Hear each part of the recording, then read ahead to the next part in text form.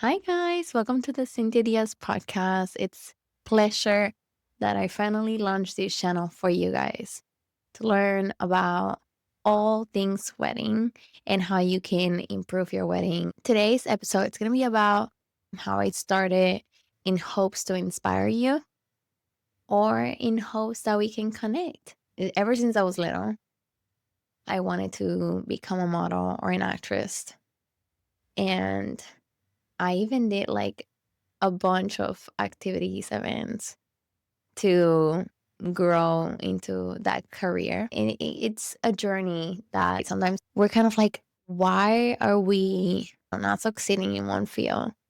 To take a pause and look around, and everything that we do has a purpose. Like what you're doing right now, it's gonna guide you to what you're meant to do. For other people, it's kind of like that aha moment. Some people, the aha moment comes later in life, other ones come before, right? But ever since I was little, I knew I had a love for pageants, modeling, acting, dancing.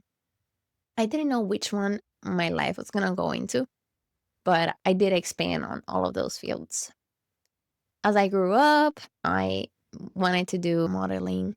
I had already had a career in dancing salsa. I went to competitions and it went well. But I wanted to be really good at something. I loved modeling. It was a passion since I was little. And it still is to this day. It's kind of like in the back of my head, knocking, like, when's the door gonna open one day? I came to the realization once I became a mom that I wanted to focus on my kids and find something that I can do while I'm still with them. At the time, it was modeling. And I went to an agency, I signed up, I loved it. I did the modeling agency for a little bit, and I noticed that I needed more work, like more portfolio building and stuff like that. And I was like, I want to become so good at photography that I can take my own photos and model, because I wanted to take really good photos for Instagram. And then that's where it all started. I was trying to do both things, right? Be a photographer and become a model all at the same time. During that time, I also went to the Coco Rocha model camp and I learned a lot about modeling, posing. And at the time, I was also into photography. And I had started to do photography for families and things like that. And it grew really fast because I guess I was really good at it. And the market really wanted photos. So I was like, oh, this is something that I need to expand there a little bit more. And I left the modeling side for a little bit and I focused my time a lot in photography. I grew my photography business super quick and fast. I decided to do weddings because I really loved weddings. I didn't have my fairy tale wedding, but I lived through other people's weddings and I just love them so much. It's like my own fairy tale notebook movie, and that's why I love doing weddings. And then I noticed while I was working for other people too, doing weddings, second shooting, I was like, there's something missing here. Like this market, it's in lack of fashion sense, like good taste. I feel like the photos that they were being delivered, they were bland, they were like basic, they were like anybody can take them. I just need to give my cell phone to somebody and they can take them. And I wanted to elevate that side of wedding photography. I have my experience background in modeling. And why not create the modeling and wedding photography all at once? Make brides, couples feel like they're the shit. I want them to feel and look their best in every single photo that they look at. I want them to post and blast it on social media because it's their wedding. You only get this day once in a lifetime and you need to look and feel your best. With all of my experience in dancing, modeling, everything finally made sense, especially acting too.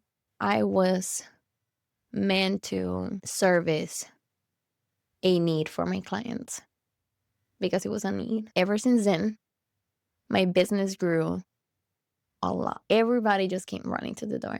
And I was like, okay, I have a limited amount. It's not for everybody because I wanted to keep my energy for my clients. I came to the realization once I went to a Disney cruise that you need to keep your energy for your clients.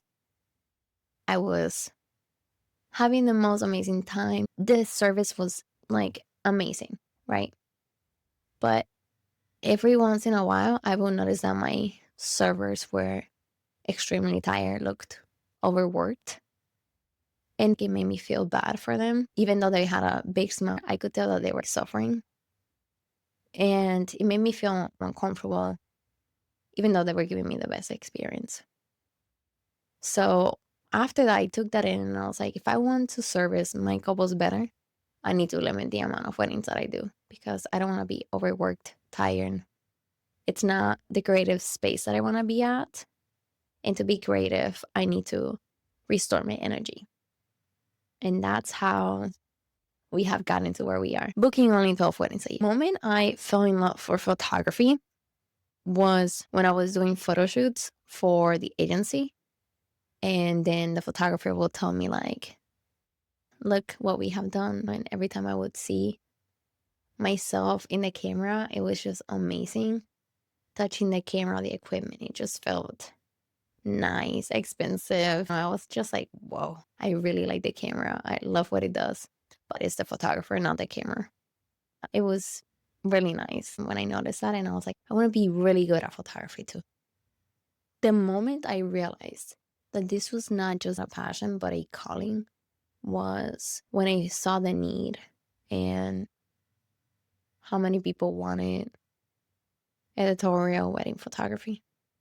That's when I was like, oh, there's a need and brides need to be heard. And they probably don't know that they need this, but they do. The experiences that shaped my creative lens was definitely modeling and doing pageants and things like that. I love how they move hip to hip. Each model has their own style. I love the lighting. When it comes to the whole wedding idea, I love architecture. I actually went to college to study design. One of my classes was architecture and I loved it so much. Things didn't work out in that sense, but that's because I wasn't that good at like drawing and things like that. But my art took me to like, you don't know how to draw and things like that, but you can do that with photography and you don't need to draw. You create art, right? So I felt like I was into arts. I just didn't know which side I was heading myself into. But once I found photography, it was just like, oh, that was a calling. Some people might ask me, what is your personal aesthetic? Or they might say, I love your aesthetic. I feel like it's your taste, right? It's like when you're chef and you cook and it's like your taste. What is your aesthetic? I feel like it's very clean, elegant, sophisticated, very on your face. It's very like, I'm here, bitch. Like, take me in. Very Miss Universe, It's kind of like that elegant when they're walking, blah, blah, blah, boom. And then you just fall in love with them. You're like captivated. You're like, whoa, who is this girl walking in front of me? That's how I wanted to feel and look. Yeah. Most of my clients love to travel. They have a sense of art. They're artistic in a sense. Maybe they work in that field, maybe not, but they're definitely busy entrepreneurs or salespeople, realtors. And the guys, most of the time, they work in finance. It's just like the yin and yang. You need a little bit of balance. So that's cool. What my approach is for weddings is I like to do a little bit of both. I like to do a little bit of editorial and I like to do a little bit of candid. I like to sometimes step back and see what's happening and photograph in a way, in an angle that it's very nice. I'm like your friend, right? When you give the cell phone to, and then you're like, okay, I'm gonna laugh now, and you're wanting to get a good photo of yourself, and the friend might take like 20 photos. And then there's one photo where you're like perfectly smiling, like, oh my God, girl, like you look like you're having the best time and you look gorgeous. For me, that's what a candid is. It's a photo that was taken waiting for the right moment that you look amazing in your best. And it's like, oh my God, all these photos were worth it just for that one photo. That's kind of how I see it. I created a white glove experience for my clients. Literally from the beginning to the end, they're surprised with a bunch of things. And I wanted it to feel like a whole Disney experience. Something that they're like, oh my God, enchanted. I loved being enchanted and being surprised with thoughtful things.